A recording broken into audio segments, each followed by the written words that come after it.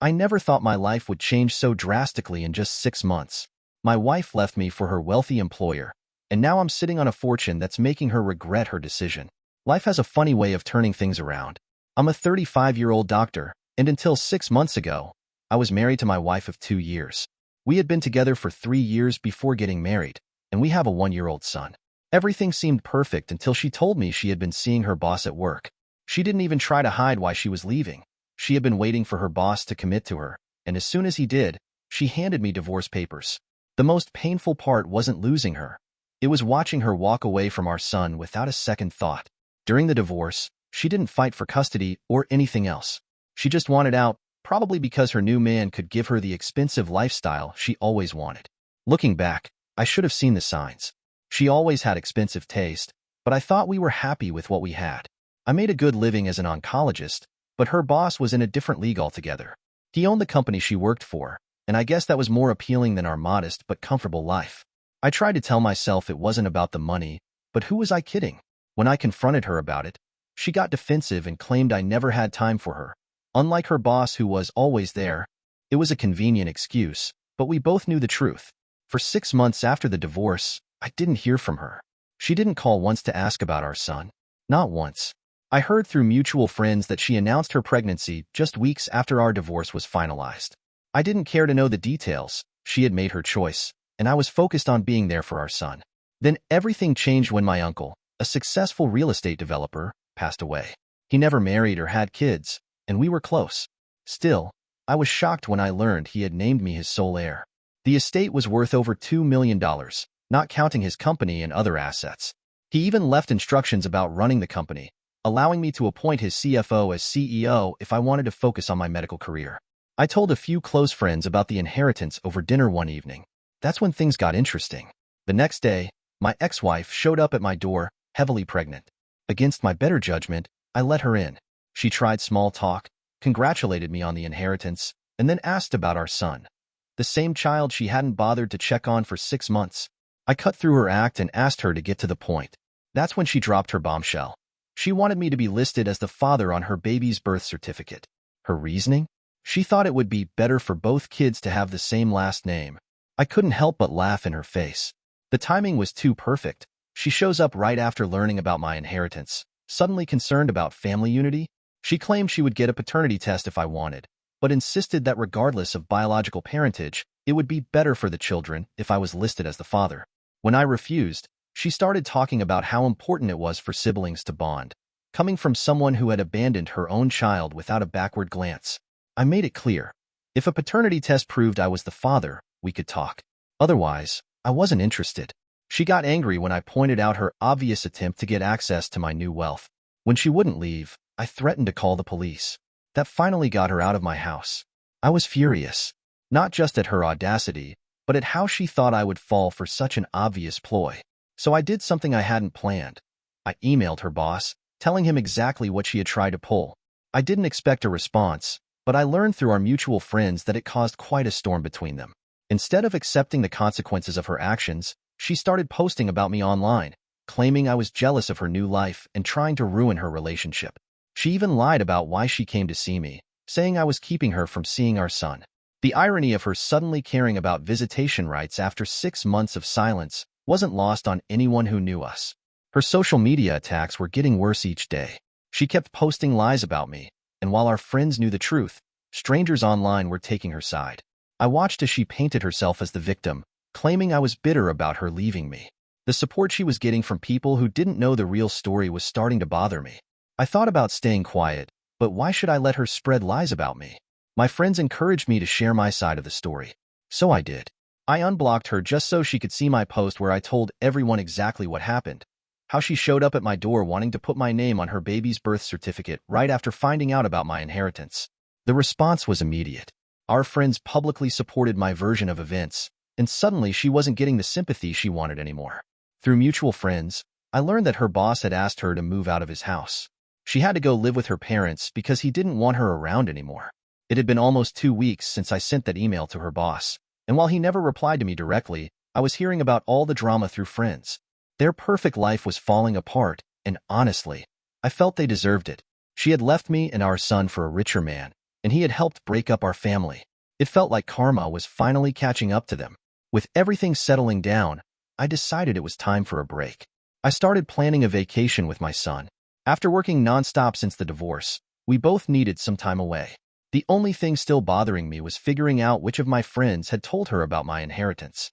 Everyone I asked denied it, and these were people I trusted, so it hurt to think one of them had lied to me. Just when I thought things were calming down, she showed up at my door again. This time my son was home. I tried to turn her away because I knew she would probably start another fight, and I didn't want him to see that. But she reminded me that she had visitation rights, so legally, I couldn't stop her from seeing him. I had to let her in. Our son was confused at first. He hadn't seen her in months, but then he seemed happy enough. She ignored me the whole time, but I noticed she was taking lots of videos of their interaction. Before she left, I told her not to post any of them online because I didn't want our son's pictures all over social media. She claimed she was just taking them for herself, to look at when she missed him. I didn't believe her, but arguing would have been pointless. After that visit, I contacted my lawyer about changing her visitation rights. I didn't want to stop her from seeing our son completely, but I wanted the visits to be supervised. She couldn't just disappear from his life for months and then show up whenever she felt like it. It wasn't good for him. The first time she left, he had struggled to understand why his mother was gone. I couldn't let him go through that again. But before my lawyer could file the paperwork, something unexpected happened. She showed up again, this time with her own lawyer. They handed me documents showing she was giving up all custody rights to our son. They said they would file everything with the family court soon. They just wanted to give me advance notice. I couldn't help asking why she was doing this, especially since she had just visited him a few days ago. Her answer was cold. She said she would be too busy with her new baby and that our son would be better off with just one parent. She claimed that during her recent visit, she realized neither did he seem attached to her, nor did she feel anything for him. It hurt to hear her talk about our son like that, even though he was too young to understand what was happening. But I didn't try to change her mind. If she didn't want to be a mother to him, I wasn't going to force her. She was right about one thing. Having one committed parent was better than having one who kept disappearing from his life. Before she left, I asked about her baby's paternity. She said she would get a test after the birth, and if it turned out to be mine, we could work something out.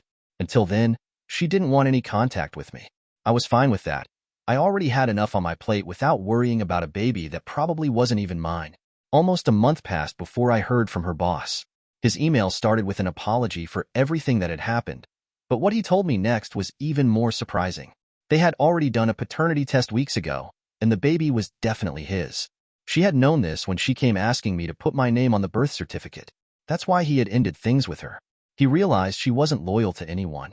She had tried to convince him that she only visited me to see our son, claiming I was keeping him away from her. But he didn't believe her. He told me how he had spent months encouraging her to visit our son, but she always had excuses. It didn't make sense to him that she suddenly cared about seeing him. The videos she took during her visit, now I understood why she really wanted them. She had sent them to her boss, trying to prove she was telling the truth about wanting to see our son. She had used our child as a prop in her attempt to save her relationship. When that didn't work, she gave up custody entirely. I couldn't imagine anything more selfish. Her boss mentioned they would still raise their baby together, but separately. She was already demanding a huge amount in child support since she had quit her job after getting engaged to him. But that was their problem now, not mine. I was just glad to be done with all of it. Everything was falling into place. The paperwork for my uncle's inheritance was almost complete, and soon I would have full custody of our son. 6 months ago, if someone had told me my life would look like this, I wouldn't have believed them. My marriage had ended, but somehow things had worked out better than I could have imagined.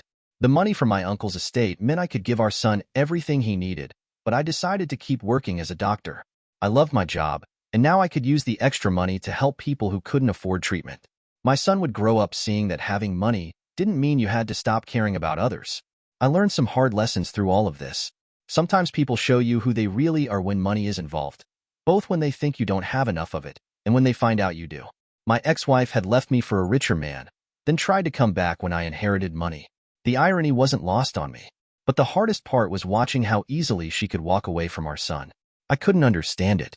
He was innocent in all of this, but she treated him like he was just another thing she could leave behind when it didn't suit her anymore. I promised myself that I would make sure he grew up knowing he was loved and wanted, even if his mother didn't want to be part of his life. Some of our friends suggested I try dating again, but I wasn't ready.